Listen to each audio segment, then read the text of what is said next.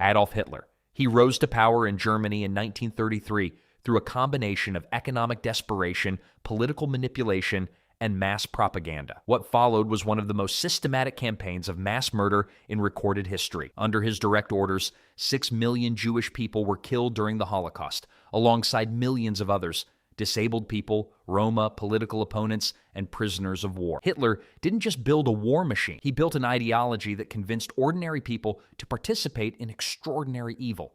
And by the time the world stopped him, Europe had been reduced to rubble and an entire generation had been erased. Joseph Stalin. He ruled the Soviet Union for nearly 3 decades and turned state power into a personal instrument of terror. The purges he ordered in the 1930s swept through the military, the government, and ordinary civilian life. Anyone suspected of disloyalty was arrested, sent to a labor camp, or executed. Estimates of deaths directly caused by his policies range from 6 million to over 20 million, though the full number may never be known. The famine he engineered in Ukraine, known as the Holodomor, killed millions of people by deliberately denying an entire population access to the food their own land had produced. Stalin died in his bed in 1953, having never faced a single day of accountability. Mao Zedong. He founded the People's Republic of China in 1949 and spent the following decades implementing policies that resulted in the largest death toll of any ruler in history. His Great Leap Forward, a forced industrialization program launched in 1958, triggered a famine that killed between 30 and 55 million people in just 4 years. Farmers were pulled from their fields to smelt steel in backyard furnaces while crops rotted unharvested. When local officials reported the disaster, they were punished for telling the truth. The deaths were not an accident of poor planning.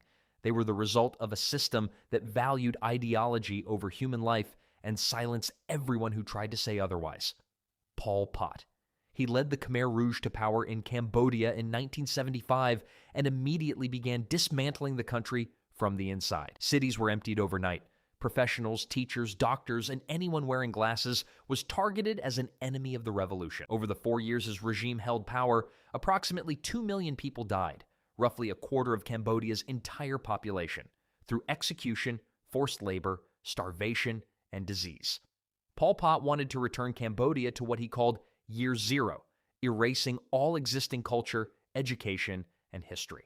He largely succeeded, leaving behind a country that would spend decades trying to recover from wounds that had been carved into its very foundation. Idi Amin. He seized power in Uganda in 1971 through a military coup and spent the next 8 years terrorizing his own people with a brutality that shocked even his international supporters. His regime killed between 100,000 and 500,000 Ugandans through purges, ethnic massacres, and state-sponsored executions. Amin expelled the entire Asian population of Uganda in 1972, destroying the country's economy practically overnight. He was known for his theatrical public persona, awarding himself medals, declaring himself King of Scotland, and sending taunting telegrams to foreign leaders, while running what was, by every measure, one of the most violent governments in Africa's post-colonial history. He was never prosecuted. He died comfortably in Saudi Arabia in 2003.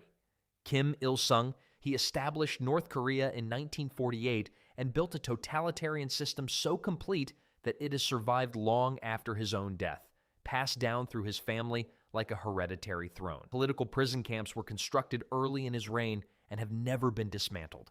Hundreds of thousands of North Koreans were imprisoned, tortured, and worked to death simply for questioning the regime or being related to someone who did. Kim created a personality cult that elevated him to a godlike status, rewriting the country's history to place him at the center of every achievement. The nation he built became one of the most isolated and oppressive in the world, and the system he designed has continued to function exactly as intended for over 70 years. Vlad the Impaler. He ruled Wallachia, in present-day Romania, during the 15th century and earned his name through his preferred method of execution, impaling his enemies on long wooden stakes and leaving them on public display for days or weeks. Contemporary accounts describe forests of impaled bodies outside his castle, arranged as a deliberate warning to invaders and a demonstration of his absolute authority. He used this tactic against Ottoman armies, Saxon merchants, and his own nobility with equal consistency, While some historians have pointed to his effectiveness in defending his territory against the Ottoman Empire, the scale of his cruelty went far beyond military necessity. His legend eventually inspired the character of Count Dracula, though the real figure was, in many respects, far more terrifying than the fiction. Genghis Khan.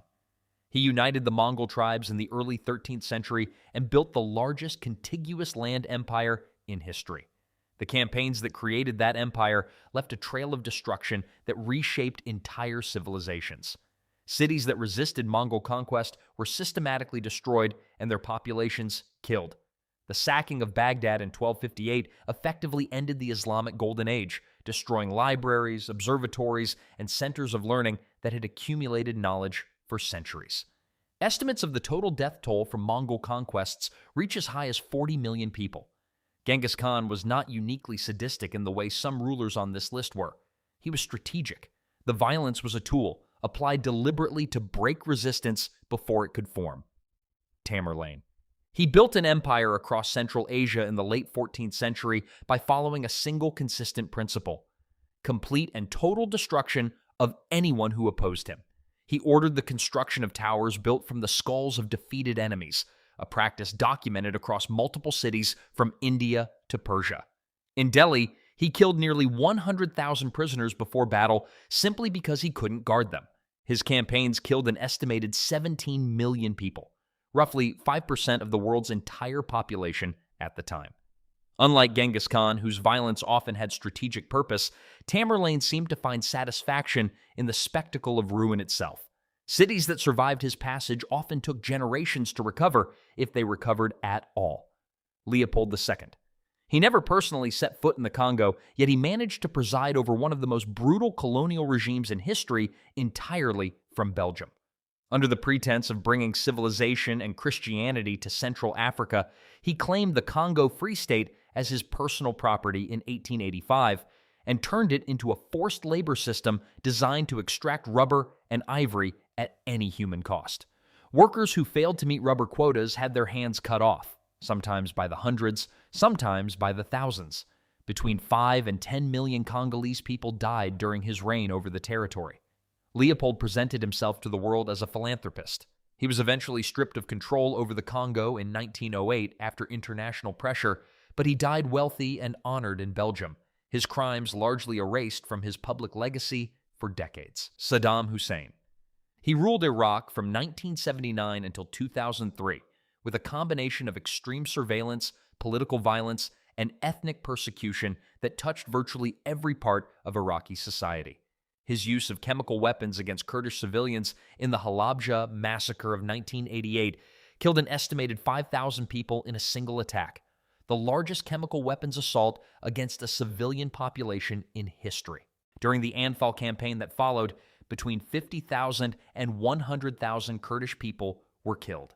His secret police monitored the population constantly, and disappearing into the state's detention system meant almost certain torture. Saddam was eventually captured, tried, and executed in 2006, making him one of the few rulers on this list to face formal justice for his crimes. Nero. He became emperor of Rome at the age of 16 and spent the early years of his reign under the guidance of advisors who kept the worst of his instincts in check. As his grip on power solidified, those instincts took full control. He had his own mother murdered. He had his first wife executed and reportedly kicked his second wife to death. When Rome burned in 64 AD, he used the disaster as an opportunity to blame Christians, launching a wave of persecution that included public executions turned into entertainment.